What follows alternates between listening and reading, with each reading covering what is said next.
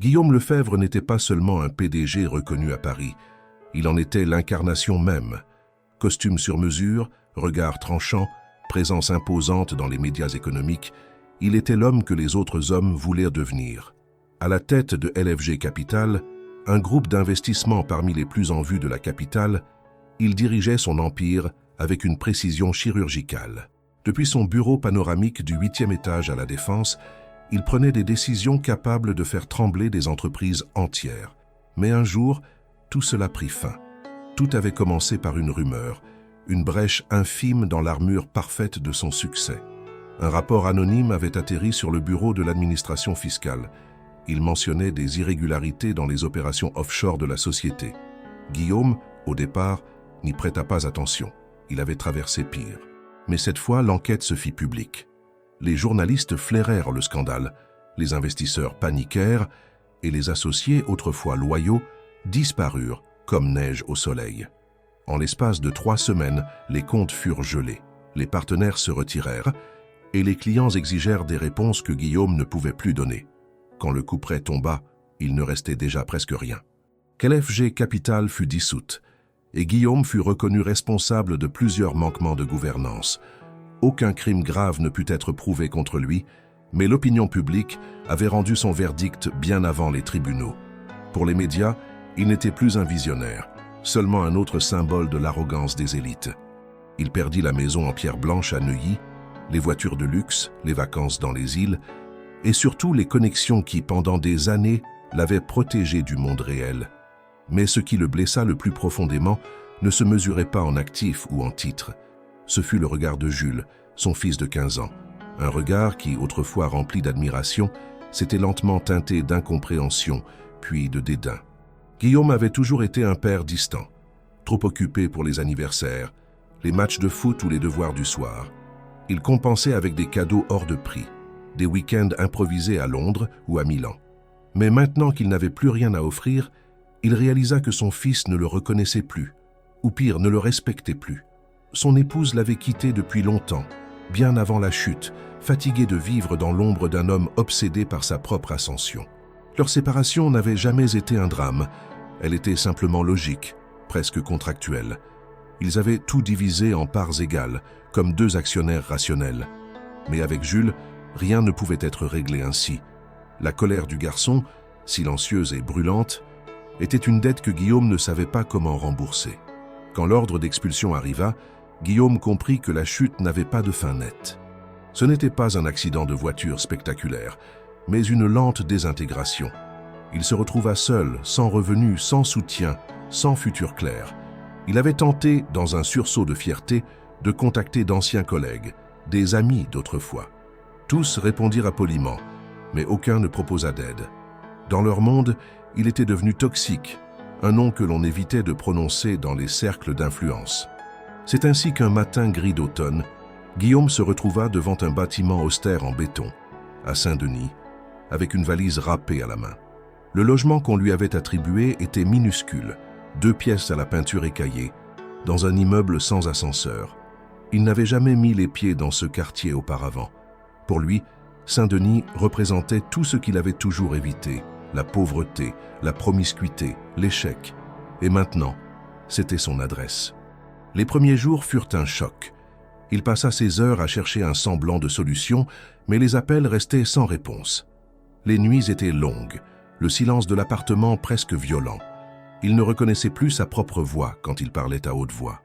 L'odeur des couloirs, le bruit des voisins, les pleurs d'enfants derrière les murs minces comme du papier, tout lui rappelait à quel point il était tombé bas. Son reflet dans le miroir devint un étranger. L'homme au regard vide, à la barbe mal rasée, aux cernes profonds, n'avait plus rien du stratège d'autrefois. Il tentait de maintenir une certaine dignité, se lever à 7 heures du matin, faire son lit, lire la presse sur son vieux téléphone. Mais l'illusion ne tenait pas. Les jours se succédaient, monotones, cruels dans leur répétition. Et le pire, c'était l'indifférence du monde. Personne ne s'intéressait à ce qu'il devenait.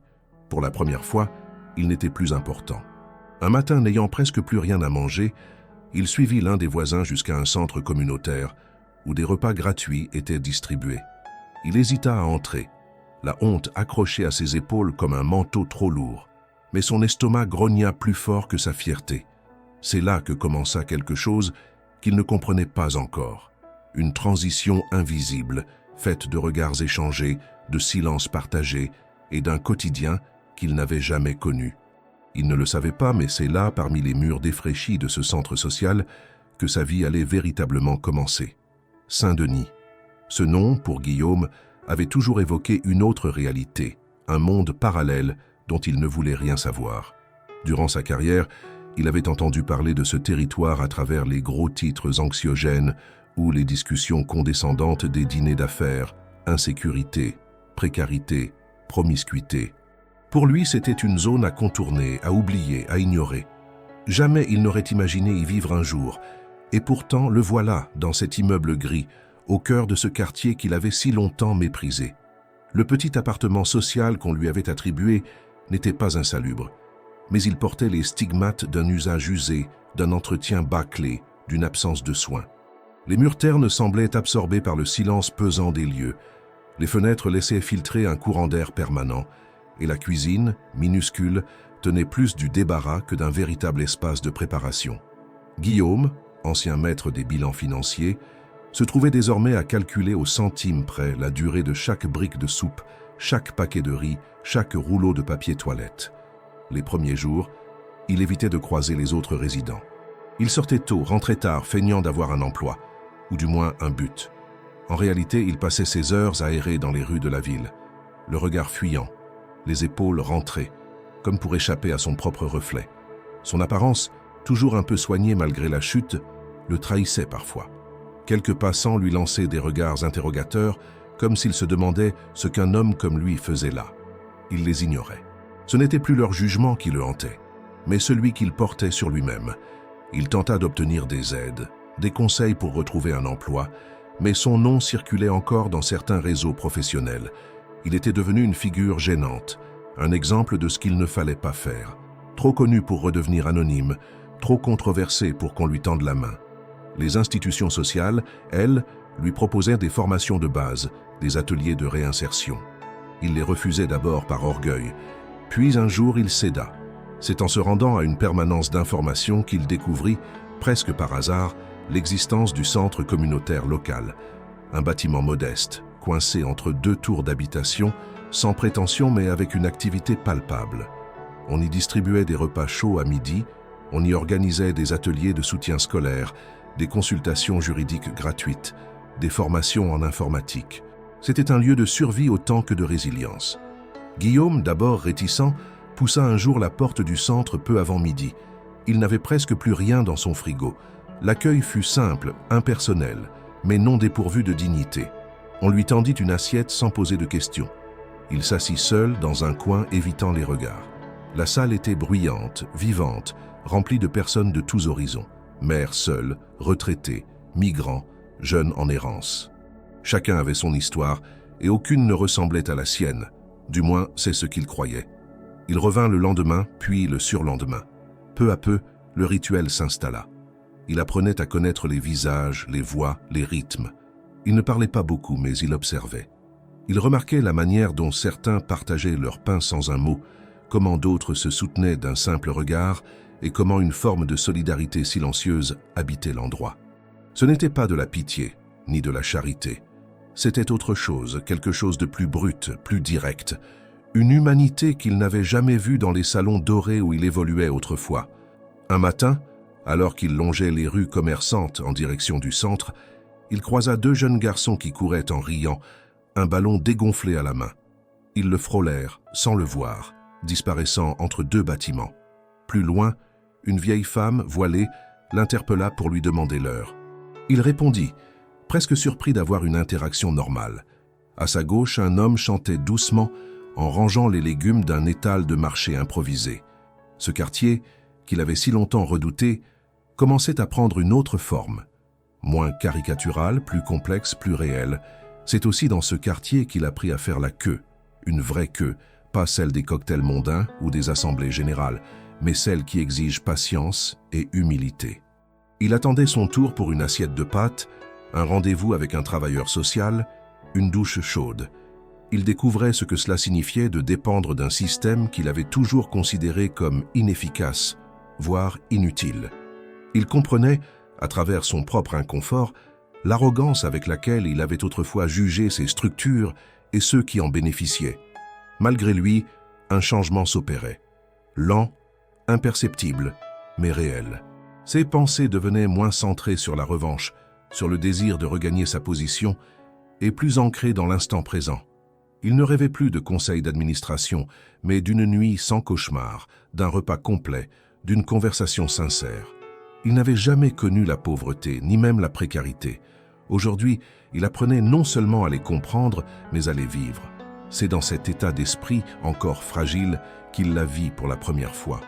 Une femme d'allure discrète, avec un chignon mal attaché, les traits tirés tenant la main d'une petite fille au regard curieux. Elles s'assirent en face de lui, sans un mot. Il baissa les yeux, par automatisme, puis les releva brièvement. La femme sourit à sa fille, puis lui parla doucement dans une langue qu'il ne reconnut pas immédiatement. La fillette rit. Guillaume détourna le regard, gêné par cette intimité simple et directe. Il ne le savait pas encore, mais cette femme, qu'il venait d'apercevoir à peine quelques secondes, allait transformer sa perception du monde. Pas par miracle, ni par pitié, mais par la constance tranquille de sa présence, par la manière dont elle affrontait chaque journée avec une force silencieuse que rien ne semblait pouvoir briser. Elle ne lui adressa pas la parole ce jour-là, et lui ne fit rien pour initier un échange. Mais une tension naquit en lui, infime, insidieuse, comme si quelque chose, sans qu'il le veuille, venait de se déplacer à l'intérieur. Et pour la première fois depuis longtemps, il se demanda si son histoire n'était peut-être pas finie, si, au cœur de ce quartier qu'il avait tant méprisé, il ne pourrait pas un jour commencer à écrire quelque chose de nouveau. Elle était là presque tous les jours, toujours assise à la même table, souvent à l'extrémité, près du mur. Discrète, ponctuelle, elle arrivait quelques minutes avant midi, tenait la main de sa fille et s'asseyait avec la précision d'une habitude rodée. Guillaume l'avait remarquée sans vraiment la regarder, comme on remarque un élément du décor récurrent, familier, mais sans poids particulier. Et pourtant, peu à peu, elle accaparait une place dans son champ de vision, d'abord latente, puis insistante. Elle s'appelait Amina, 37 ans peut-être, ou un peu plus. Marocaine d'origine selon l'un des bénévoles. Son visage portait les marques d'une fatigue ancienne, pas celle d'une mauvaise nuit, mais celle de plusieurs années à lutter contre des jours trop longs et des nuits trop courtes. Ses yeux étaient profonds, mais rarement levés. Elle parlait peu, mangeait lentement, surveillait sa fille avec une vigilance douce mais constante. Guillaume n'avait jamais entendu le son de sa voix, mais il savait qu'elle parlait bas, qu'elle choisissait ses mots, qu'elle ne cherchait ni à convaincre ni à séduire. La petite, Lina, avait 6 ans. Curieuse, vive, elle était l'opposé de sa mère, toujours en mouvement, bavarde, insouciante. Guillaume la trouvait parfois agaçante, trop bruyante dans un espace qu'il avait appris à traverser en silence. Mais Amina ne levait jamais la voix. Elle posait juste une main sur le bras de sa fille ou murmurait quelques mots qui suffisaient à l'apaiser. Cette autorité tranquille, cette façon de tenir debout sans éclat, déroutait Guillaume. Il avait vu tant de personnes s'effondrer pour moins que ça. Il apprit sans le vouloir des fragments de son histoire. Amina travaillait comme femme de ménage, pas dans un seul lieu. Elle cumulait 3 postes, à mi-temps chacun, disséminés dans Paris et sa périphérie. Elle partait avant l'aube, rentrait après 21 heures, et entre-temps déposait et récupérait Lina à l'école, courait d'un bus à un métro, d'un étage à un autre. Elle n'avait pas de famille proche en France. Le père de Lina avait disparu quelques mois après la naissance sans laisser d'adresse. Elle ne s'en plaignait jamais. Elle énonçait les faits comme on pose des pierres, avec pragmatisme, sans apitoiement. Guillaume, au début, l'ignorait. Ce n'était pas une hostilité, mais une forme de distance froide, un reste de réflexe social. Il ne se sentait pas à sa place parmi ces gens, encore moins capables d'entrer dans leur conversation. Il mangeait vite, levait à peine les yeux, sortait sans saluer. Pourtant, il sentait la présence d'Amina comme une tension discrète. Elle ne lui parlait pas, ne le fixait jamais, mais quelque chose en elle l'obligeait à la remarquer. Une sorte de calme irritant, presque provocateur, qui lui renvoyait le miroir de sa propre agitation intérieure. Un jour, il la vit entrer avec un sac de courses dans une main et Lina dans l'autre. Le sac semblait lourd, et elle boitait légèrement. Guillaume instinctivement détourna les yeux. Il ne voulait pas ressentir. Il ne voulait pas voir dans ce sac l'effort, dans cette démarche, le prix du quotidien. Il ne voulait pas que cette femme devienne autre chose qu'un visage de plus dans le paysage. Mais il était déjà trop tard. Sa silhouette, son allure, ce regard épuisé mais déterminé, s'était imprimé quelque part en lui. Il commença à l'observer, pas par voyeurisme ni par désir, mais par besoin de comprendre. Il regardait ses gestes, la façon dont elle coupait les aliments de sa fille, dont elle nettoyait la table après le repas, même si ce n'était pas sa responsabilité. Il notait ses silences, ses sourires rares mais sincères. Amina ne jouait aucun rôle. Elle ne cherchait ni compassion, ni admiration. Elle existait avec une densité que Guillaume n'avait jamais rencontrée dans les bureaux de direction, les dîners privés ou les conférences internationales. Il se surprit à l'attendre. Il calculait inconsciemment ses arrivées, ses départs. Un jour où elle n'était pas venue, il ressentit une forme d'inquiétude absurde. Elle revint le lendemain comme si rien n'avait changé, et il fut soulagé sans oser l'admettre. Ce n'était pas de l'attachement. C'était autre chose, une forme d'aimantation morale, d'interrogation muette. Qu'est-ce qui lui permettait de tenir? Comment pouvait-on donner autant quand on recevait si peu? Un soir, dans son appartement, alors que la lumière blafarde de la cuisine jetait des ombres difformes sur les murs, Guillaume resta longtemps assis, sans bouger. Son assiette vide devant lui, les mains jointes, il repensait à Amina. Ce visage fermé mais vivant, cette nuque tendue, ce chignon tenu par un simple élastique. Il ne parvenait pas à l'oublier. Il ne savait même pas pourquoi. Elle n'avait rien fait d'extraordinaire. Elle n'avait pas changé sa vie. Elle existait, et cela suffisait à le désarmer.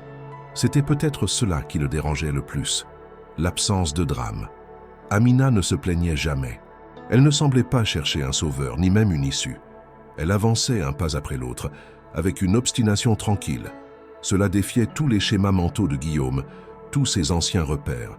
Dans le monde qu'il avait quitté, les gens se battaient pour paraître forts. Ici, on se battait pour ne pas sombrer. Et certains, comme elle, le faisaient en silence, avec une dignité qui n'avait besoin d'aucune reconnaissance. Il se rendit compte qu'il pensait à elle au réveil, parfois. Et le soir aussi. Pas comme on pense à une femme, mais comme on pense à une énigme. Quelque chose qu'on veut comprendre, mais qui résiste. Il n'avait jamais été bon pour comprendre les autres. Il savait convaincre, séduire, manipuler, mais comprendre. Cela impliquait d'écouter, d'observer, sans juger, de se taire. Et il n'avait jamais appris à se taire. Amina, sans le vouloir, lui apprenait cela. À force de ne rien exiger, elle obligeait. À force de ne pas parler, elle faisait résonner ce qu'il ne voulait pas entendre. Et cela, pour un homme comme lui, était insupportable et fascinant. Ce jour-là, Guillaume s'était levé un peu plus tard que d'habitude. Il avait mal dormi, tourmenté par des souvenirs de son ancienne vie qui revenaient par vagues, mêlés à des images récentes d'Amina, de Lina, du centre communautaire. La chaleur de l'eau de la douche s'était interrompue brusquement après quelques secondes, réduite à un filet glacé. Il avait juré, s'était séché avec une serviette rêche et enfilé ses vêtements sans grande conviction. Lorsqu'il quitta son appartement, il n'avait qu'une idée en tête. Manger quelque chose de chaud, de simple, de nourrissant. Il n'y avait rien dans le frigo et encore moins dans son compte bancaire. Le centre était déjà presque plein à son arrivée. Il se glissa dans la file, les mains dans les poches, le regard bas. Devant lui, une vieille dame racontait sa jeunesse à un bénévole. Derrière, deux hommes parlaient, fort en arabe. Guillaume n'écoutait pas. Il comptait les secondes, se demandait si son vieux portefeuille allait encore le trahir. Il avait reçu un virement minime d'une aide sociale, mais n'était pas sûr que la transaction ait été finalisée. Et s'il restait encore un solde insuffisant? Il avait déjà vécu cette humiliation une fois, dans une boulangerie où sa carte avait été refusée sous le regard amusé du caissier et des clients.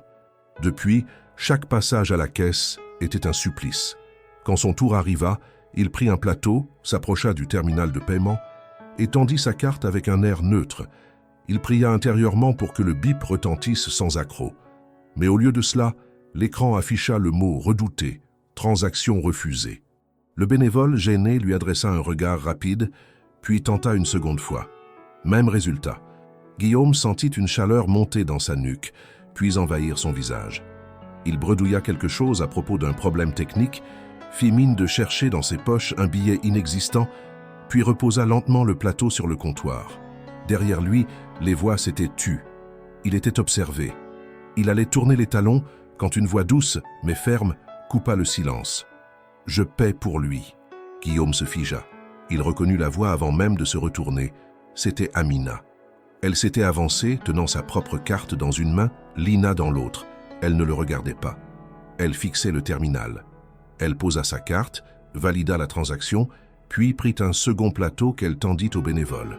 Celui-ci, sans un mot, le remit à Guillaume. Il voulut protester, dire que ce n'était pas nécessaire, qu'il allait trouver une solution. Mais aucun mot ne sortit. Sa gorge était sèche, ses pensées confuses. Il prit le plateau avec des gestes mécaniques, sans la remercier. Il s'assit à une table isolée, loin d'elle, loin de tous. Il mangea en silence, les muscles crispés, la honte collée à la peau. Il n'arrivait pas à comprendre pourquoi ce geste simple, discret, le bouleversait autant. Ce n'était pas le fait de devoir quoi que ce soit à quelqu'un. Il avait souvent reçu des faveurs, usé de privilèges, profité de situations. Non, ce qui le dérangeait, c'était la nature de cette aide. Elle venait de quelqu'un qui, selon tous les critères sociaux qu'il avait appris à respecter, ne devait pas être en position de donner. Amina gagnait à peine de quoi survivre. Elle n'avait aucune obligation, aucune raison, aucun intérêt à l'aider. Et pourtant, elle l'avait fait, sans discours, sans attente. Juste un geste, un regard évité, un silence offert. En quittant le centre ce jour-là, Guillaume évita soigneusement de croiser Amina. Il rentra chez lui à pied, bien qu'il eût encore quelques tickets de métro inutilisés. Il avait besoin de marcher, de laisser son esprit digérer ce qui venait de se passer. Il se sentait vulnérable, mis à nu, exposé. L'ancien PDG, l'homme habitué à tout contrôler, s'était retrouvé à accepter un repas payé par une femme dont le quotidien était une lutte constante. Il ne s'agissait pas seulement d'orgueil blessé. Il s'agissait d'une remise en cause brutale de l'ordre des choses auxquelles il croyait. Il repensa à son ancienne vie, à ses dîners où il laissait des pourboires équivalents au salaire journalier d'un serveur, à ses voyages d'affaires où les dépenses n'étaient même plus comptabilisées, à cette distance entre lui et le reste du monde qu'il croyait naturelle, méritée, logique. Et maintenant, il était le reste du monde. Et dans ce monde, les hiérarchies étaient inversées. Ce n'étaient pas les plus riches qui avaient le plus à offrir, c'étaient ceux qui avaient appris à donner sans condition. Il ne dormit pas cette nuit-là. Il tourna dans son lit, se leva plusieurs fois, marcha pieds nus sur le carrelage froid de la cuisine. Il se revit face au terminal, le mot refusé clignotant comme une sentence. Il revit Amina, posant sa carte sans le regarder. Ce geste pourtant simple l'avait atteint plus profondément que tous les échecs de ces derniers mois. Parce qu'il révélait une vérité qu'il ne voulait pas voir, il n'était plus au-dessus de personne, et peut-être ne l'avait-il jamais été. Le lendemain, il retourna au centre. Il espérait la croiser, lui parler, dire quelque chose. Merci peut-être. Mais Amina n'était pas là. Il attendit un moment, fit semblant de lire les annonces sur le tableau d'affichage, puis quitta les lieux. Le jour suivant, elle était revenue. Elle s'installa comme d'habitude, s'occupa de Lina, mangea lentement. Guillaume hésita longtemps, puis finit par s'approcher de sa table. « Merci », dit-il simplement, la voix tendue. Amina leva les yeux, le regarda quelques secondes. Puis elle hocha la tête, sans sourire, sans ironie. Elle reprit son repas, comme si rien n'était arrivé. Guillaume resta là, debout, un instant, puis s'éloigna. Il comprit alors que ce merci n'effaçait rien. Il n'était ni un remboursement, ni une réparation. Il était juste un début, une tentative maladroite d'accuser réception d'un geste qui, pour lui, avait tout changé. Et pour elle, peut-être, n'était qu'un geste parmi tant d'autres. Guillaume ne savait pas exactement quand Amina avait cessé d'être simplement une présence au centre communautaire pour devenir une pensée persistante dans son esprit. Ce n'était pas un coup de foudre, ni une obsession romantique. Il ne se racontait pas d'histoire. Il savait reconnaître l'admiration, le trouble, le respect, et ce qu'il ressentait à présent était un mélange dense et confus de tout cela. Le visage d'Amina s'invitait dans ses pensées à des moments inattendus, en pleine nuit, au détour d'un silence, ou même en lavant sa tasse de café ébréchée dans l'évier. Ce n'était pas tant son visage que son expression.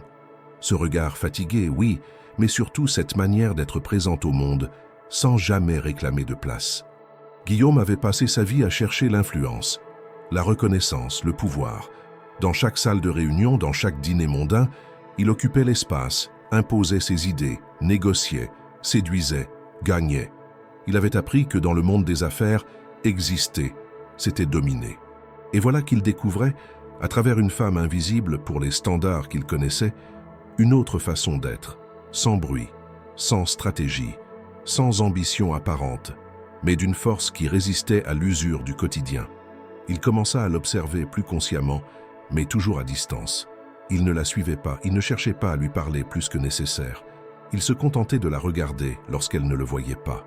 Il étudiait ses gestes, sa manière de replacer une mèche de cheveux derrière son oreille, de prendre la main de Lina pour traverser la rue, de plier un sac plastique avec une attention presque méthodique. Rien en elle n'était spectaculaire, et c'est justement cela qui le frappait. Sa constance, sa rigueur silencieuse, son refus instinctif du moindre éclat. Un après-midi, Guillaume se retrouva assis sur un banc, non loin de l'école du quartier. Il avait vu Amina déposer Lina à l'entrée, puis repartir à pied sans se presser. Il ne la suivait pas, mais ses pas l'avaient conduit naturellement dans cette direction. Il se demanda alors ce qu'elle pensait, ce qu'elle rêvait, si elle rêvait encore. Lui, il avait arrêté depuis longtemps. Même au sommet de sa carrière, ses rêves étaient devenus des tableaux Excel, des indicateurs de performance, des projections financières. Mais elle devait bien avoir quelque part un monde intérieur. Il ne pouvait pas croire qu'on pouvait vivre ainsi, avec si peu, sans une réserve secrète de désirs, de projets, de pensées libres. Et pourtant, jamais il ne l'avait entendu parler d'elle. Pas un mot sur ses envies, sur son passé, sur ce qu'elle aimait ou détestait. Elle écoutait les autres, parfois, répondait quand on lui parlait, mais elle ne s'étendait jamais. Et cela, Guillaume le respectait autant que cela le déroutait. Car lui, jadis, ne savait exister que par le récit de ses réussites. Elle avançait sans rien dire. Elle incarnait une sorte de vérité nue, qui n'avait pas besoin d'être décorée. Il se mit à penser à elle comme on pense à une question sans réponse. Il la retrouvait dans les détails de son quotidien, dans la vapeur d'une casserole, dans la voix d'une enfant dans la rue, dans l'écho d'un rire discret. Cela ne le réjouissait pas, cela le déstabilisait. Il se sentait à la fois attiré et repoussé par cette figure qu'il ne comprenait pas entièrement.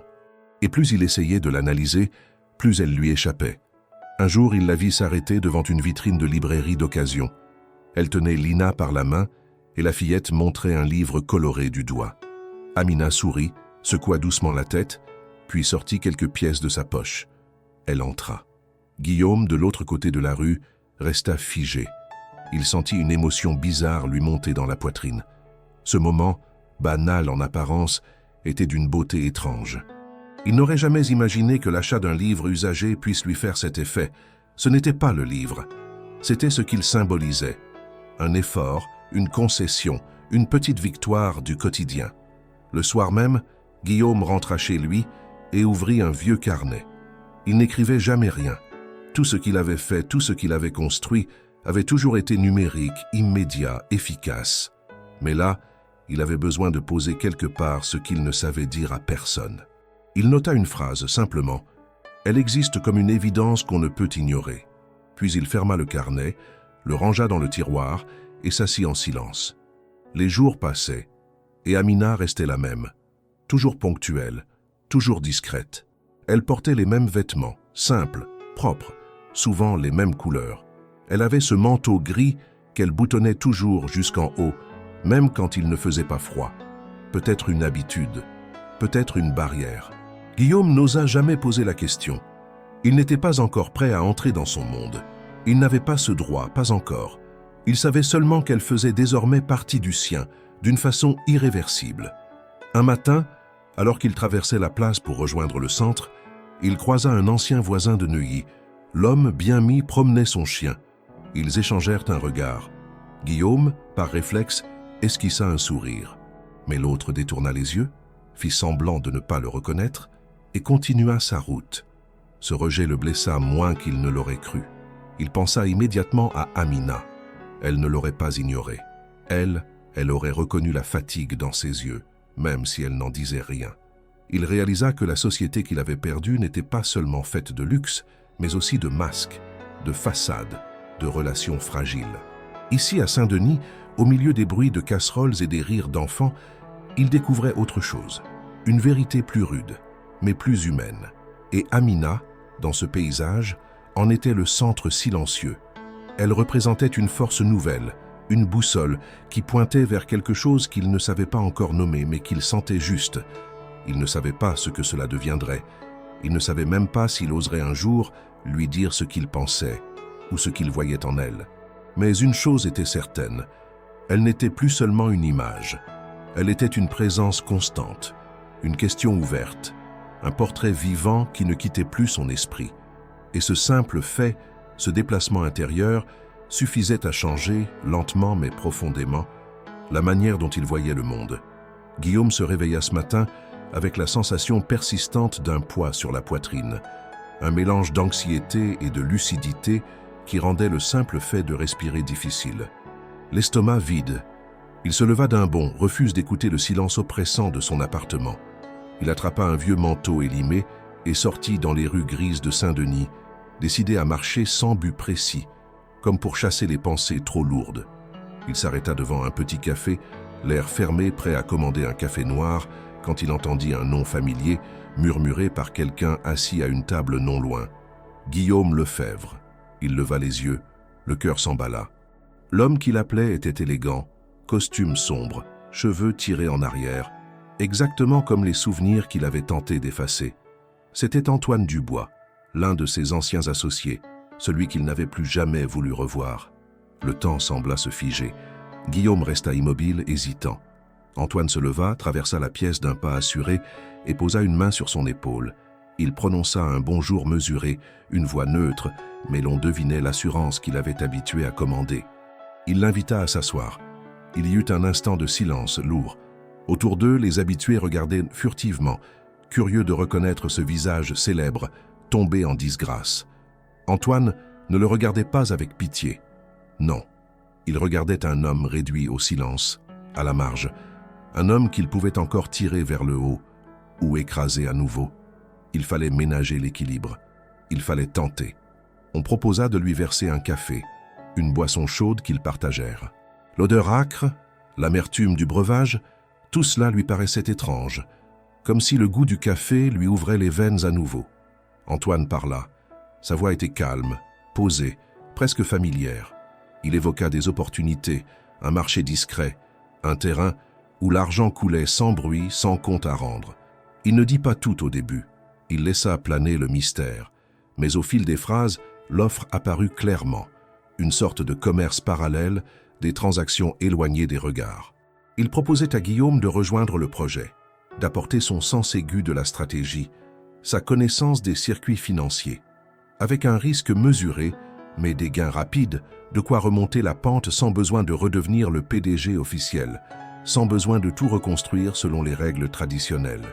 Il suggéra que ce commerce n'était pas illégal en soi, mais qu'il fonctionnait dans des zones grises, à l'abri des audits. « Tu sais faire ça, Guillaume. Et ils ont besoin de quelqu'un comme toi. » Guillaume resta silencieux. Il observait Antoine. Il se souvenait des réunions tardives, des chiffres qui s'alignaient comme des soldats, des promesses de rendement à 2 chiffres, de contrats signés le soir à la lueur de verres coûteux. Il repensa à la chute, aux enquêteurs, aux médias, à la honte publique. Tout cela aurait pu être évité. Peut-être, mais la tentation revenait, plus forte qu'avant. Le goût de la revanche, le fantasme de retrouver le contrôle, de regagner ne serait-ce qu'une partie du respect, ne serait-ce qu'un regard admiratif, même terni, d'un de ses anciens collègues. Et puis, l'orgueil. Cet orgueil que l'épreuve avait tenté de lui ôter, recouvrait lentement la peau comme une vieille armure qu'on enfilerait par habitude. Il répondit enfin, les mots sortant, rauques. Il avait besoin de temps. Il n'était pas sûr. Tout cela le dépassait. Il avait trop perdu, trop vu, trop effacé. Il ne voulait plus plonger dans les ombres comme s'il faisait partie d'un jeu dont lui seul connaissait les règles. Antoine hocha la tête, comme si cette hésitation était attendue. Il posa une carte de visite sur la table, sobre, sans emblème, avec une adresse e-mail et un numéro de portable. Réfléchis, mais sache que l'affaire démarre bientôt. Puis il se leva, prit son manteau, paya l'addition, ouvrit la porte et sortit. L'instant suivant, il avait disparu dans la lumière terne de la rue. Guillaume resta figé. Le café était encore chaud devant lui. Il regarda la tasse, les gouttes de café séchées sur le rebord, le sucre oublié sur la table. Tout cela lui parut soudain grotesque. Il se leva, paya aussi, et sortit sans prononcer un mot de plus. Il marcha longtemps, sans direction, sans but. Les passants le dépassaient en silence. Le vent froid mordait ses joues. Chaque respiration était un effort. Il se remémorait son ancienne vie, les plaisirs luxueux, les promesses vides, les faux semblants. Et à côté, la réalité d'aujourd'hui, un appartement minuscule, des repas gratuits, des regards de pitié, l'éloignement de son fils. Tout cela revenait. Mais aussi ce sentiment étrange d'avoir peut-être une seconde chance, une chance de changer et de reconstruire autrement, ou bien de replonger. Il rentra chez lui plongé dans l'obscurité, la tête lourde. Il posa la carte de visite sur la table et elle resta là, immobile, comme un fossile d'un monde qu'il avait connu. Il alluma une bougie, ou plutôt une lampe bon marché, et resta assis dans le silence glaçant de l'appartement. Il repensa à Amina, à son regard simple, à sa dignité silencieuse. Était-ce cela qu'il cherchait sans le savoir dans cette proposition d'Antoine? Le pouvoir, le contrôle, l'argent, ou simplement un échappatoire, une illusion dont il n'avait plus la force pour rêver. Il comprit qu'il devait choisir, non pas entre richesse ou pauvreté, mais entre deux formes d'existence. L'existence qu'il avait héritée, forgée dans le fer et l'ombre, ou une autre existence bâtie peut-être sur la vérité, sur l'honnêteté, sur la peur d'y perdre autant qu'il avait déjà perdu une fois. Mais ce soir-là, dans ce silence, il ne sut pas choisir. Il ne sut décider s'il allait rappeler le numéro, répondre à l'email, plonger ou reculer. Il resta là, figé, comme une statue prise au piège de ses propres peurs. Les ténèbres de l'appartement semblèrent l'engloutir. Et quelque part, très loin, l'idée qu'il pourrait à nouveau risquer tout, même ce qu'il avait déjà perdu. Cela faisait plusieurs jours que la proposition d'Antoine hantait les pensées de Guillaume. Il dormait mal, mangeait à peine, passait des heures à fixer la carte de visite posée sur sa table, comme si une décision allait jaillir d'elle-même, comme si un sens pouvait émerger de ce simple morceau de papier. Mais ce n'était pas seulement l'offre elle-même qui l'agitait, c'était ce qu'elle révélait sur lui, cette facilité à être tenté, cette vulnérabilité face à un pouvoir qu'il croyait avoir abandonné. Il avait honte de constater que, malgré tout ce qu'il avait traversé, l'argent parlait encore si fort en lui. Pourtant, au milieu de ce tumulte intérieur, une idée s'imposa. Il devait parler à quelqu'un. Pas à Antoine, pas à un avocat, pas à un ancien collègue. Il pensa à Amina. Ce n'était pas rationnel. Elle ne le connaissait pas vraiment. Il ne connaissait rien de ses idées, de ses valeurs, de ses jugements. Mais elle représentait, d'une certaine manière, un ancrage. Quelqu'un qui, sans chercher à l'influencer, incarnait une forme de droiture, de cohérence, de vérité. Il n'avait pas besoin d'un conseil, il avait besoin d'un regard qui ne soit pas biaisé par le passé, d'une parole qui ne soit pas liée à un intérêt caché. Il voulait entendre quelqu'un parler du monde tel qu'il est, pas tel qu'on le manipule. Il attendit le bon moment. Le midi suivant, il l'aperçut au centre communautaire, comme d'habitude, accompagné de Lina. Il la salua d'un hochement de tête. Puis, à la fin du repas, lorsqu'elle se leva pour partir, il s'approcha. Il ne savait pas comment formuler sa demande. Il ne voulait pas être intrusif ni déplacé. Il dit simplement « Amina, est-ce que je peux vous offrir un café ?»« Pas ici, juste. Un café pour discuter un peu. » Elle le regarda sans expression particulière. Il y eut un silence. Puis elle baissa les yeux vers sa fille, qui tenait déjà sa main. Elle répondit doucement « Je finis à 16 heures. À côté de la station de métro, il y a une petite boulangerie. On peut y aller quelques minutes, si vous voulez. » Guillaume hocha la tête. C'était suffisant. Il passa l'après-midi dans une tension qu'il n'avait plus connue depuis longtemps. Il vérifia son manteau, ses chaussures, se regarda dans le miroir fendu de sa salle de bain. Il voulait paraître digne, mais pas arrogant. Présentable, mais pas prétentieux. Lorsqu'il arriva devant la boulangerie, elle était déjà là. Elle avait changé de veste, portait un foulard discret et avait laissé Lina avec une voisine apparemment. Il la remercia d'être venue et ils entrèrent ensemble. Le lieu était modeste, mais propre. Ils commandèrent 2 cafés et s'assirent à une petite table près de la fenêtre. Les premières minutes furent étranges, presque silencieuses. Guillaume ne savait pas par où commencer. Il regardait ses mains, cherchait ses mots.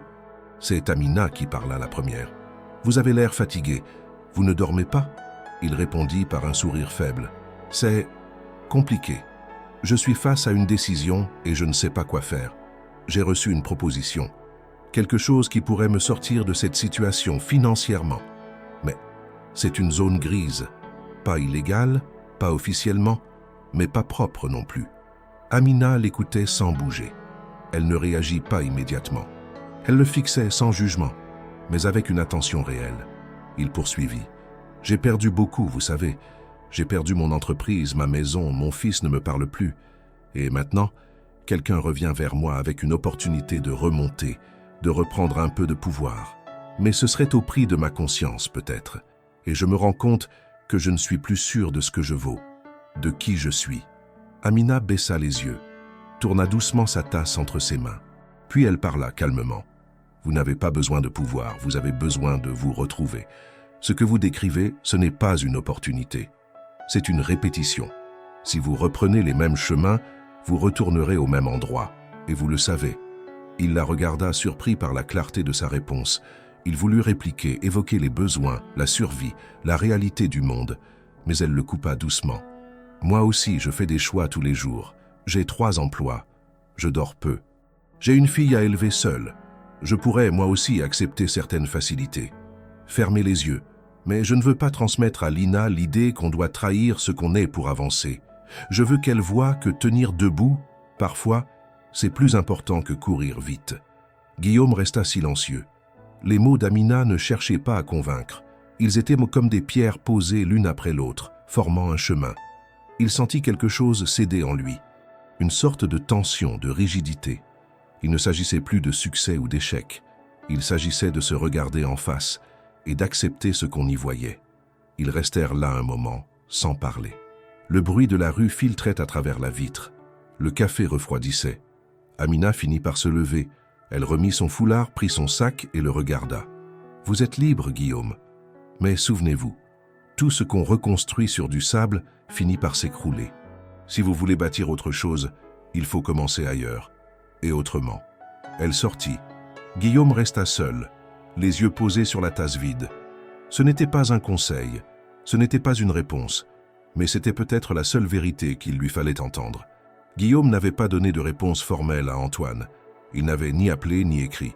Mais sans vraiment comprendre pourquoi, il avait conservé la carte de visite dans la poche intérieure de son manteau à portée de main. Comme une sorte de filet de sécurité invisible. Un plan B muet qu'il se refusait à admettre. Les mots d'Amina avaient laissé une marque en lui. Son honnêteté, sa lucidité tranquille, l'avaient profondément ébranlé. Pourtant, les factures s'accumulaient. Il comptait les euros comme un naufragé compte les jours. Chaque matin, il se réveillait avec une inquiétude sourde. Jusqu'à quand pourrait-il tenir? La pression du quotidien recommençait à se faire sentir avec la brutalité que connaissent ceux qui vivent à la limite. Un courrier annonçant une coupure d'électricité, un appel manqué de son fils resté sans suite, un rendez-vous manqué pour une aide administrative. Tout semblait s'acharner pour le faire basculer. Et Antoine, fidèle à lui-même, n'attendait pas. Un jour, Guillaume reçut un message bref. « Je te laisse encore 2 jours. » Après, l'opportunité passe à quelqu'un d'autre. Le ton était clair. Il n'y aurait pas de nouvelle offre. Ce fut ce soir-là, alors qu'il dînait seul d'un bol de nouilles instantanées, qu'il prit sa décision. Il rappela Antoine. La voix à l'autre bout du fil fut rapide, efficace, sans enthousiasme. Une adresse lui fut transmise, un lieu et une heure. Le rendez-vous était fixé pour le lendemain. Guillaume ne dormit pas cette nuit-là. Il tournait dans son lit, revoyait les paroles d'Amina, mais aussi les détails de sa situation.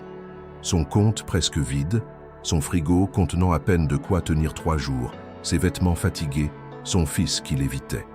Il se disait qu'il n'avait plus de luxe moral, plus de place pour les principes. Il devait survivre coûte que coûte. Le lendemain, il se rendit à l'adresse indiquée, un immeuble de bureau discret à Montreuil. Antoine l'y attendait, entouré de 2 autres hommes. L'un semblait jeune, nerveux, l'autre plus âgé, solide, le regard froid. La réunion dura un peu plus d'1 heure. Guillaume écouta plus qu'il ne parla. Le plan était bien huilé. Il n'avait pas besoin de son nom, mais de ses compétences. Il devait créer des structures fictives, piloter des flux financiers complexes, couvrir certaines opérations. Tout serait anonymisé, compartimenté. Il aurait sa part, généreuse. Les risques existaient, bien sûr, mais ils étaient calculés, selon Antoine. Guillaume accepta, d'une voix neutre, sans emphase. Il ne ressentit ni soulagement ni excitation, juste une forme de résignation. Il sortit du bâtiment avec une enveloppe contenant une avance en liquide. Il la glissa dans sa poche sans l'ouvrir. De retour chez lui, il la posa sur la table, à côté du courrier administratif qu'il n'avait pas encore eu le courage de lire. Il resta debout, longuement, à fixer les deux objets, comme s'ils étaient les pièces d'un même dilemme. Puis il sortit prendre l'air. Ce jour-là, le quartier semblait différent. Peut-être parce que lui-même n'était plus tout à fait le même. Il se sentait étrangement vide, comme s'il venait de franchir une ligne qu'il avait passé des semaines à contourner. Il croisa Amina au loin. Elle marchait vite, pressée comme toujours, mais cette fois, elle le vit. Elle ralentit, esquissa un signe de tête. Il répondit, hésitant. Elle s'approcha. « Vous allez bien ?» demanda-t-elle. Guillaume mentit. « Oui, ça va. J'ai trouvé. Quelque chose. Un petit contrat. » Amina hocha la tête. Elle ne sourit pas. Elle le regarda un instant, comme si elle lisait en lui. Puis elle reprit sa marche sans un mot de plus. Il la suivit du regard jusqu'à ce qu'elle disparaisse au coin de la rue. Ce silence le frappa plus que n'importe quel reproche. Elle savait, ou du moins, elle sentait que quelque chose n'allait pas. 2 jours plus tard, Amina l'invita à une fête de quartier. Une petite foire organisée par le centre communautaire, avec des stands de nourriture, des jeux pour enfants, de la musique. Guillaume hésita. Il n'avait pas envie de jouer la comédie, de faire semblant. Mais il accepta. Par politesse, par besoin de lien peut-être. Le jour venu, il s'y rendit. Il faisait doux, la place était animée, les enfants couraient partout, les odeurs de grillades se mêlaient aux rires. Il vit Amina, entourée d'autres femmes du quartier, souriante, détendue. Lina jouait non loin, les cheveux lâchés, libres. Il se sentit déplacé comme une pièce étrangère dans un puzzle bien en place. Et pourtant, il resta. Il se força à goûter un plat, à saluer quelques visages, à écouter la musique. Pour la première fois depuis longtemps, il eut un moment de calme. Mais au fond de lui, la contradiction était immense. D'un côté, cette réalité nouvelle, faite de simplicité, d'authenticité, de solidarité. De l'autre, le monde auquel il venait de dire oui à nouveau, un monde d'ombre, de manipulation, de gains rapides mais incertains. Il comprit que ces 2 univers étaient incompatibles et qu'il ne pourrait pas les habiter tous les deux. À la fin de la fête, alors que la nuit tombait, Amina s'approcha. « Merci d'être venu, dit-elle. » Il voulut répondre quelque chose, mais il ne trouva rien à dire. Il la regarda, simplement. Et pour la première fois, il ressentit un véritable vertige. Non pas celui du risque ou de l'échec, mais celui d'un homme qui ne sait plus qui il est, ni ce qu'il est en train de devenir. Le ciel était bas ce matin-là, chargé de nuages épais qui étouffaient la lumière. Guillaume s'était levé tôt, incapable de rester allongé. La nuit avait été agitée, traversée de rêves incohérents, de souvenirs d'anciens bureaux, de regards perdus dans les couloirs d'immeubles de verre. Il n'avait plus le luxe de l'illusion. Depuis qu'il avait accepté de collaborer avec Antoine, chaque jour apportait son lot de compromis. Des instructions codées, des documents à falsifier, des opérations à exécuter dans le silence. Il s'enfonçait, lentement mais sûrement, dans un univers qu'il connaissait trop bien. Celui où la vérité n'était plus qu'un paramètre à manipuler. La semaine précédente, il avait reçu une convocation pour une réunion exceptionnelle dans un immeuble discret du 11e arrondissement. Rien d'officiel, bien sûr. Un prétexte, un écran de fumée. Guillaume savait que ces réunions servaient à tester la loyauté, à vérifier que chacun restait dans le rang. Mais ce jour-là, l'ambiance était différente. Les visages étaient tendus, les échanges réduits à l'essentiel. Antoine, d'habitude si posé, paraissait nerveux, les doigts tambourinant sur la table. Un mot revint plusieurs fois, « auditeur ». Quelqu'un, quelque part, avait lancé une enquête. Antoine tenta de rassurer tout le monde. Il affirma que les structures étaient étanches, que rien ne reliait directement leurs noms aux opérations sensibles. Mais Guillaume sentit une faille dans le discours. Il perçut, sous le vernis de certitude, une panique mal contenue. Et surtout, il comprit qu'en cas de problème, les responsabilités seraient vite redistribuées. Il n'était plus un associé, mais un fusible. un pion placé là pour absorber les chocs. En quittant la Réunion, il marcha longtemps dans les rues, sans but.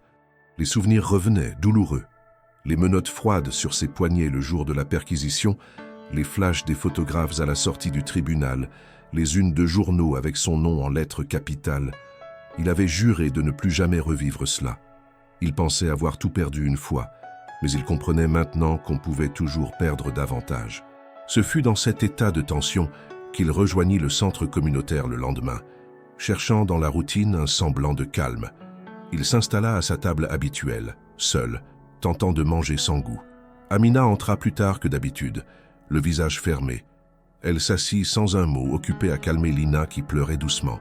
Guillaume les observa. Quelque chose n'allait pas. Il attendit qu'elles aient fini de manger, puis s'approcha. D'un ton bas, presque inaudible, il demanda « Tout va bien ?» Amina hésita, puis répondit « J'ai perdu un de mes emplois. L'hôtel où je travaillais a fermé un étage entier. Ils ont supprimé les contrats. J'étais la dernière arrivée. Pas de recours. Et je suis en retard de loyer. 2 mois. Ils ont envoyé un avis de résiliation. Il faut que je régularise cette semaine. » Guillaume sentit un poids immense lui tomber dans la poitrine. Il voulut parler, proposer quelque chose, mais elle l'interrompit. « Ce n'est pas votre problème. Je trouverai une solution. » Mais il savait qu'elle n'en avait pas. Il la connaissait assez maintenant pour lire dans ses silences. Elle allait vendre ce qu'elle pouvait, réduire encore ses repas, dormir moins, travailler plus. Et tout cela pour peut-être éviter l'expulsion, pour peut-être survivre 1 mois de plus. Guillaume rentra chez lui avec une rage qu'il ne se connaissait pas. Pas contre elle, contre le monde, contre lui-même. Il ouvrit l'enveloppe que lui avait donnée Antoine, compta les billets. Il y avait assez pour l'aider, au moins temporairement. Mais il savait que cet argent était toxique. Chaque euro était une compromission, une salissure. Il le savait d'autant plus que cette somme avait été gagnée en trichant, en mentant. Devait-il utiliser cela pour sauver Amina, ou la respecter assez pour ne pas la mêler à sa propre chute? Le soir, il reçut un appel. Une voix inconnue, mais claire. « Monsieur Lefebvre, ici la Direction générale des finances publiques. Nous avons besoin de vous entendre dans le cadre d'une procédure d'audit en cours. Il est dans votre intérêt de coopérer. » Il resta figé. L'enquête avait commencé pour de bon. Et cette fois, il n'était plus à l'extérieur. Il était dedans, en plein cœur. Il savait ce que cela signifiait. Il savait comment les choses pouvaient s'accélérer. Il avait vu des collègues tomber en quelques semaines, certains ruinés, d'autres condamnés. Il se voyait déjà dans un bureau austère, les papiers étalés sur une table, un inspecteur pointant les contradictions.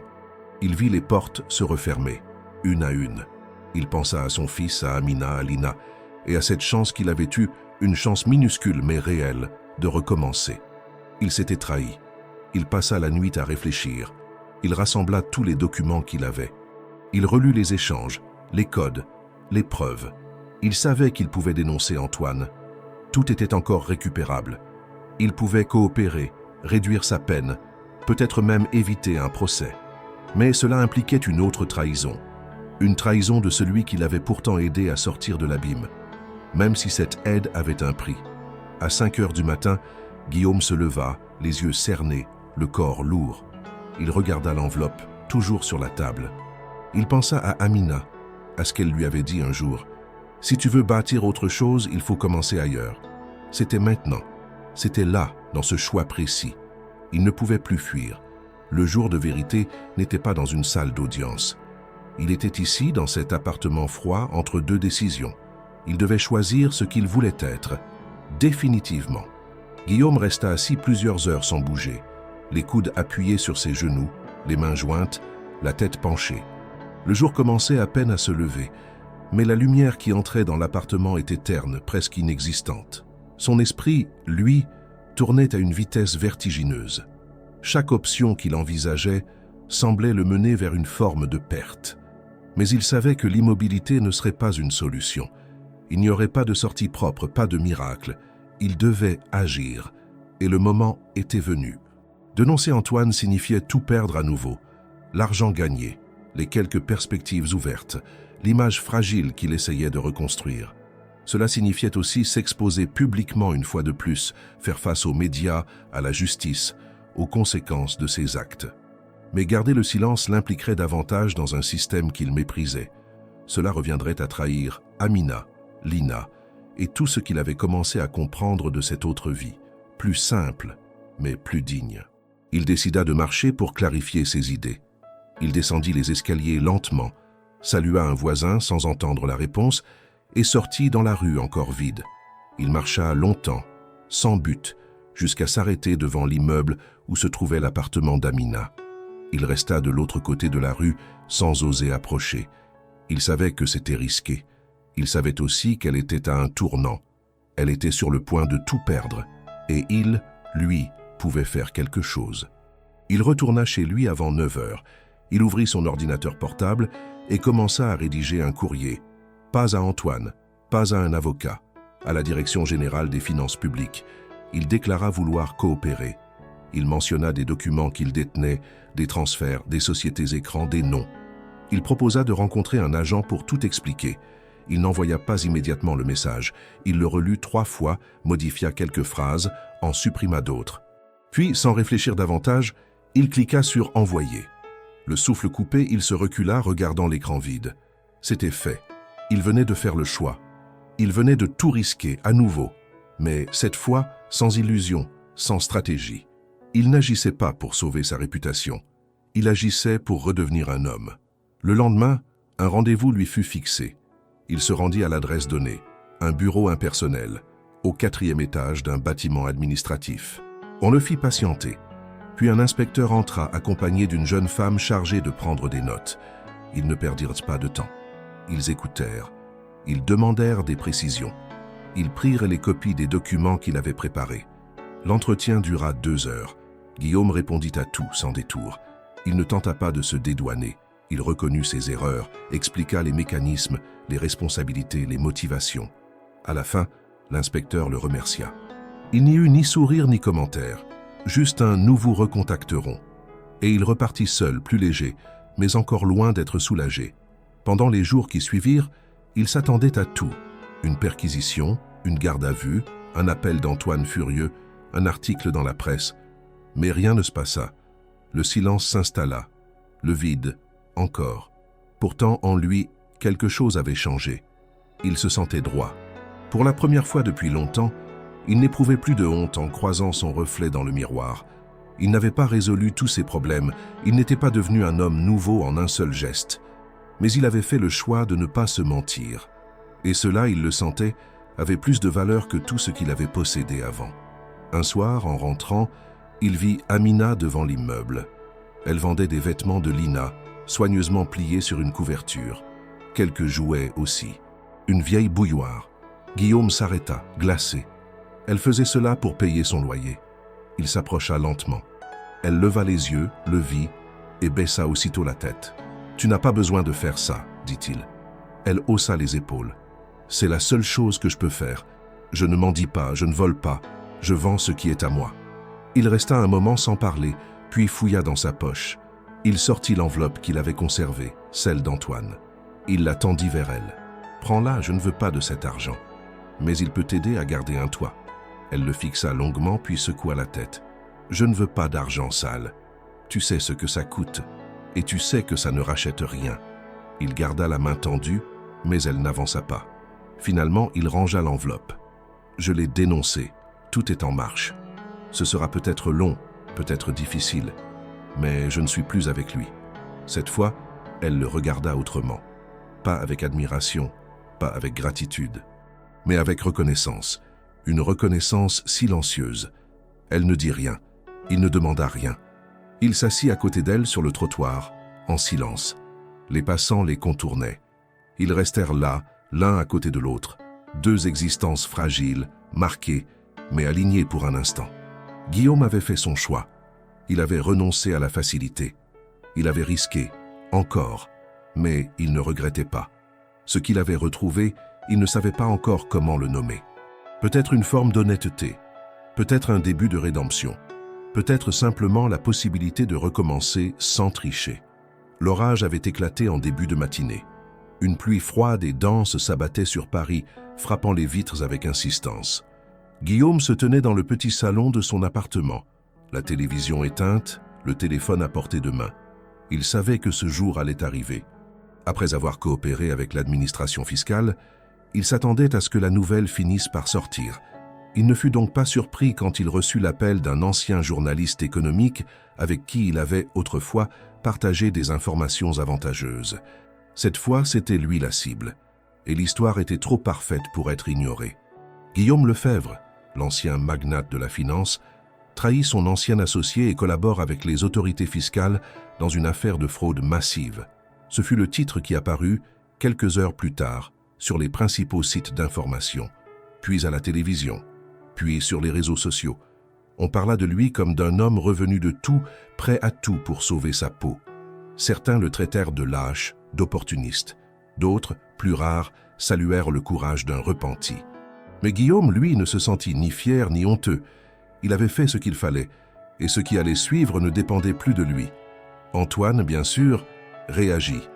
Il envoya d'abord un message court, furieux, presque incohérent, puis silence. Guillaume s'attendait à des représailles, mais elles ne vinrent pas. Il savait qu'Antoine était trop malin pour attaquer de front. Il se défendrait par d'autres moyens, judiciaires, peut-être médiatiques, peu importait. Le mal était fait, et les jeux étaient lancés. Ce qui frappa Guillaume, ce ne fut pas tant l'exposition publique que les réactions personnelles. Des gens qu'il n'avait pas vus depuis des années l'appelèrent. Certains pour exprimer leur déception, d'autres pour tenter de comprendre. Il ne répondit à personne. Il ne voulait plus s'expliquer. Il ne voulait plus convaincre. Il voulait juste continuer à avancer dans la direction qu'il avait choisie, aussi difficile soit-elle. Il évita le centre communautaire pendant plusieurs jours. Il ne voulait pas qu'Amina voie son nom associé à une nouvelle affaire. Il avait peur de croiser son regard, d'y lire le doute, ou pire, le mépris. Mais un matin, il trouva un mot glissé sous sa porte. Une simple feuille pliée en deux. Pas de signature, mais une écriture qu'il reconnut immédiatement. 4 mots seulement. Il faut qu'on parle. Ce soir-là, il se rendit à l'endroit convenu. Un banc discret dans un petit parc non loin de l'immeuble. Amina était déjà là. Elle portait son manteau gris, celui qu'elle boutonnait toujours jusqu'en haut. Elle ne parla pas tout de suite.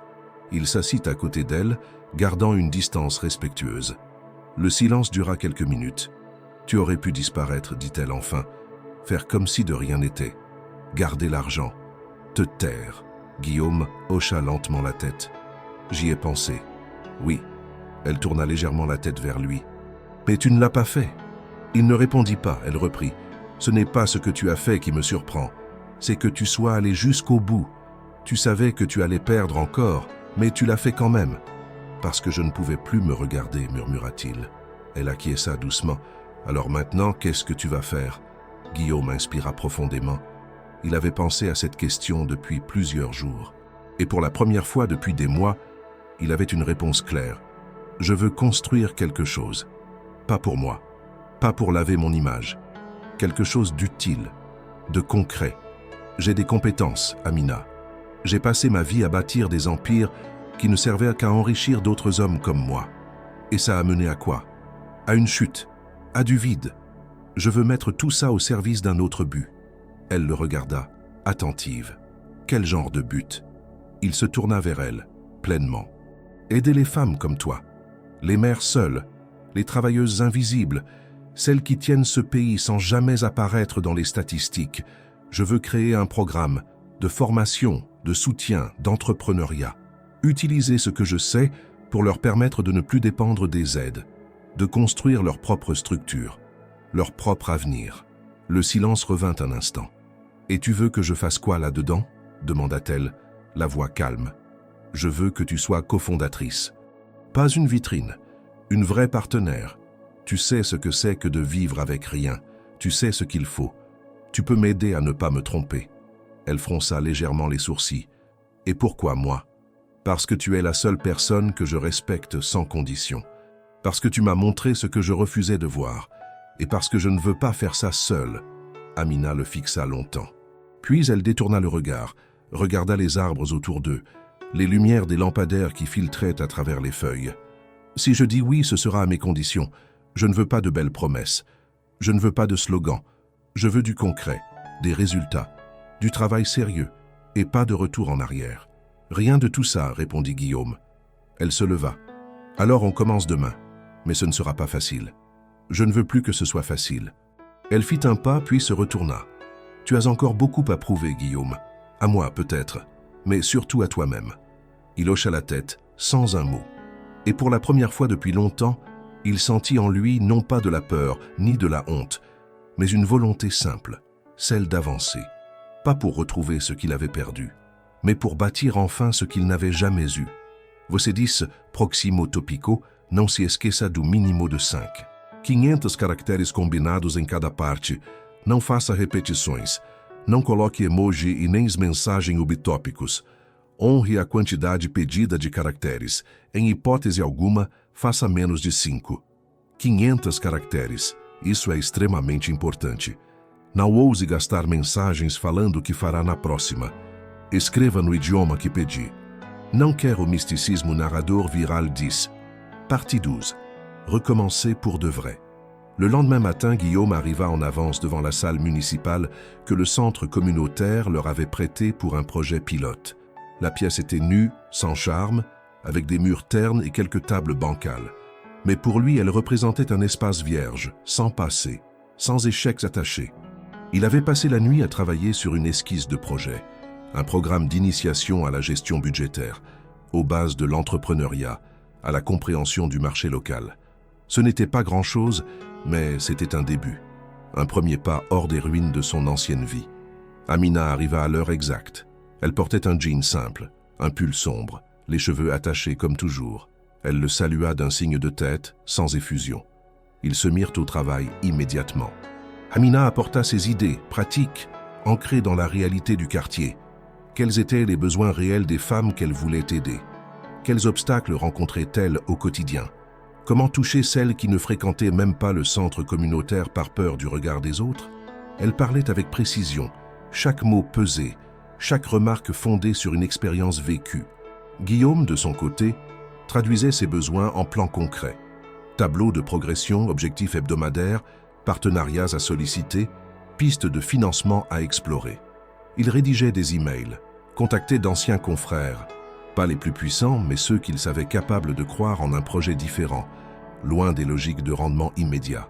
Il n'attendait ni argent ni indulgence de leur part. Il ne demandait pas de faveur, seulement une chance. Une salle, un ordinateur, un soutien logistique. Les premiers jours furent épuisants. Ils alternaient entre réunions, rédaction de documents, démarchage de structures locales. Guillaume découvrit à quel point il ignorait les réalités administratives d'un projet de terrain. Formulaires interminables, délais absurdes, interlocuteurs dépassés. Amina, elle, naviguait ce labyrinthe avec calme, habitude et fermeté. Elle savait comment parler aux responsables sociaux, comment expliquer sans quémander, comment refuser poliment sans se soumettre. Il comprit rapidement que, sans elle, rien ne serait possible. Une semaine plus tard, elles organisèrent la première réunion d'information. Guillaume s'attendait à une salle vide, mais 10 femmes étaient là, 10 visages fatigués, méfiants, mais présents. Amina prit la parole la première. Elle ne parla pas du programme, ni des promesses. Elle parla d'elle, de ses horaires impossibles, des nuits blanches, des humiliations silencieuses, de la peur de ne pas pouvoir nourrir sa fille, mais aussi de la fierté de ne jamais avoir abandonné. Puis elle regarda les femmes, une à une. Si je suis là aujourd'hui, ce n'est pas parce que j'ai réussi. C'est parce que j'ai trouvé quelqu'un qui m'a tendu la main, sans vouloir me sauver, sans vouloir me diriger. Il m'a juste proposé de construire quelque chose ensemble, et j'ai dit oui. Alors je vous propose la même chose. Pas un miracle, un début. Guillaume sentit un frisson parcourir la salle. Ce n'était pas du charisme, c'était de la vérité. Brute, simple, sans détour. Quand ce fut à lui de parler, il choisit la sincérité. Il raconta sa chute, son passé, ses erreurs. Il n'édulcora rien. Il ne tenta pas de se racheter par les mots. Il dit simplement qu'il voulait mettre ses compétences au service d'autre chose, d'un projet qui avait du sens. Il ne promit rien sauf de ne pas fuir. À la fin de la séance, 5 femmes s'inscrivirent. 5, c'était peu mais immense. 5 personnes prêtes à croire, au moins un peu, en cette initiative encore floue. Les jours suivants, ils développèrent ensemble les premières sessions. Amina insista pour que tout soit pensé à partir des réalités des participantes. Pas de jargon, pas de théories abstraites. Guillaume adaptait les outils qu'il avait autrefois utilisés dans les grandes entreprises pour les transformer en instruments accessibles. Budget familial, micro-épargne, calcul des marges sur des produits faits maison, simulation de vente sur les marchés du quartier. La progression fut lente mais réelle. Certaines femmes venaient avec leurs enfants, fatiguées, distraites. D'autres manquaient une séance pour cause de garde, de maladie, de travail imprévu. Mais elles revenaient. Et chaque retour était une victoire.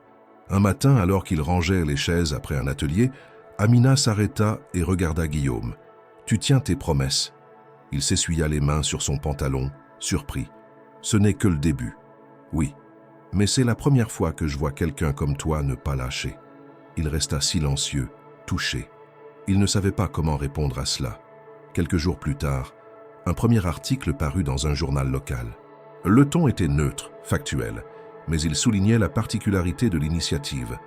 Un ancien PDG déchu qui s'alliait à une mère célibataire pour monter un programme d'entrepreneuriat dans une zone souvent négligée. Le projet prit une autre dimension. D'autres femmes se manifestèrent, puis des associations, puis une fondation qui proposa un petit financement de départ. Rien de spectaculaire, mais assez pour durer, pour continuer. Guillaume travaillait désormais du matin jusqu'au soir, sans se plaindre. Il ne gagnait rien, ou presque, mais il n'en ressentait ni manque ni frustration. Chaque fois qu'une participante présentait une idée, chaque fois qu'une femme parlait de lancer sa propre activité, il sentait qu'il retrouvait quelque chose de précieux, une utilité, un ancrage. Pas dans le pouvoir, mais dans la transmission. Pas dans le contrôle, mais dans l'engagement. Amina, de son côté, ne changea pas. Elle restait la même, discrète, ferme, concentrée. Ils ne parlèrent jamais de sentiments, ni de ce qu'ils représentaient l'un pour l'autre. Ce n'était pas nécessaire. Ils étaient partenaires. Ils se respectaient, et cela suffisait. Le reste appartenait à un territoire plus vaste, plus lent, que ni l'un ni l'autre ne cherchait à nommer. Le projet n'était plus une idée, c'était une réalité, une structure fragile, en croissance, vivante. Et pour la première fois depuis très longtemps, Guillaume n'attendait rien d'autre que le jour suivant. Parce qu'il savait que désormais, chaque jour construit comptait plus que n'importe quelle réussite passée. Você diz, próximo tópico, não se esqueça do mínimo de 5. 500 caracteres combinados em cada parte. Não faça repetições. Não coloque emoji e nem mensagem subtópicos.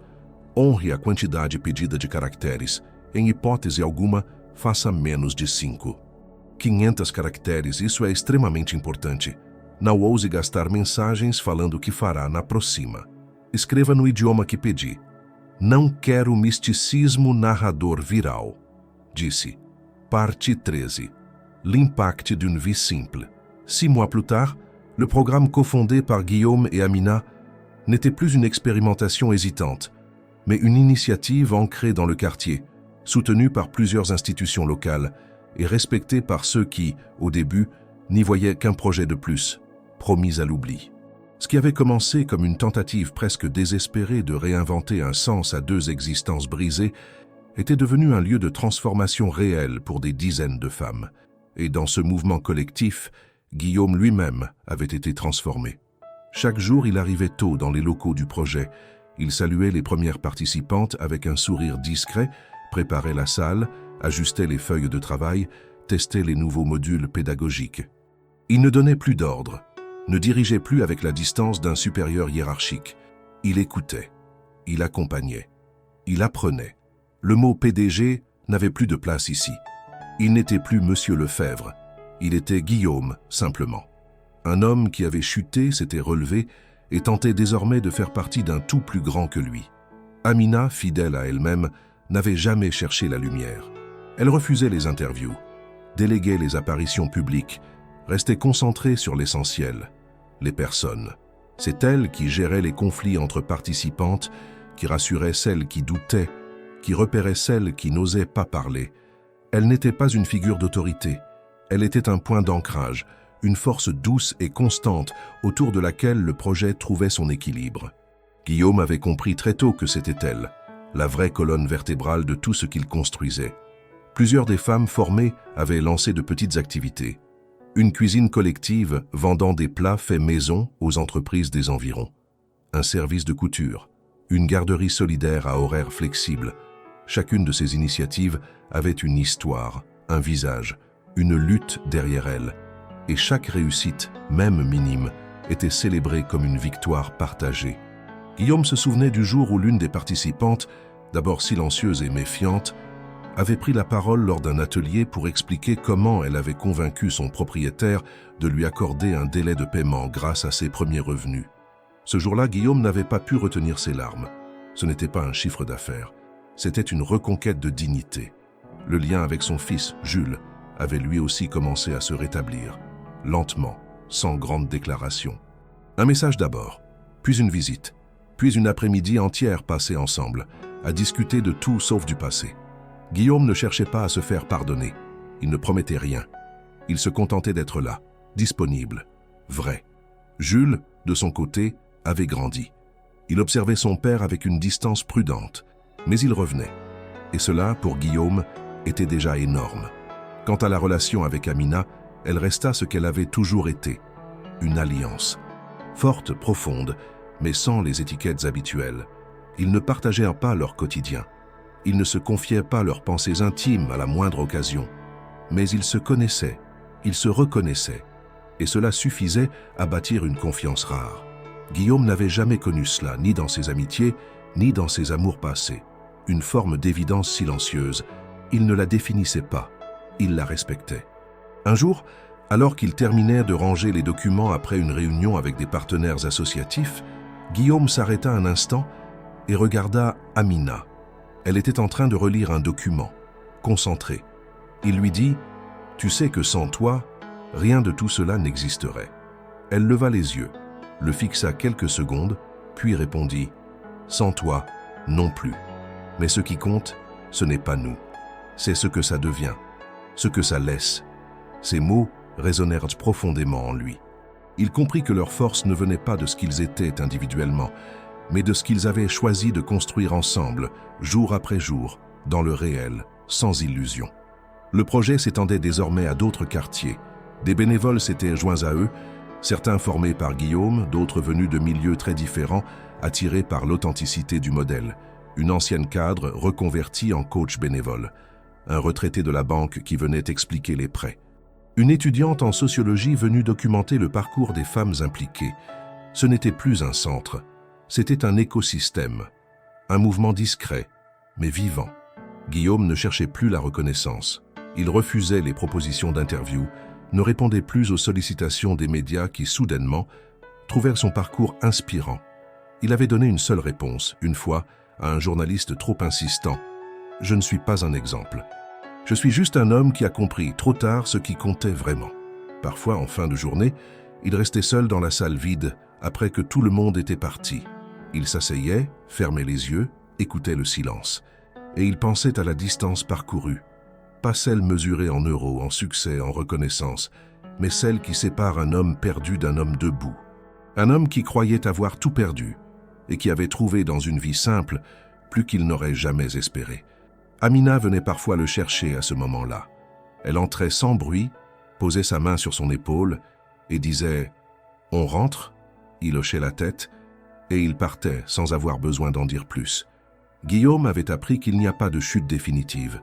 Il n'y a que des croisements, des choix, des recommencements. Et cette vérité, il l'avait trouvée non dans les sommets, mais dans l'humanité concrète de ceux qui l'avaient entouré au moment où il n'était plus rien. Dans une main tendue sans attente, dans une parole donnée sans calcul, dans l'ombre, loin des projecteurs, là où les vraies reconstructions commencent.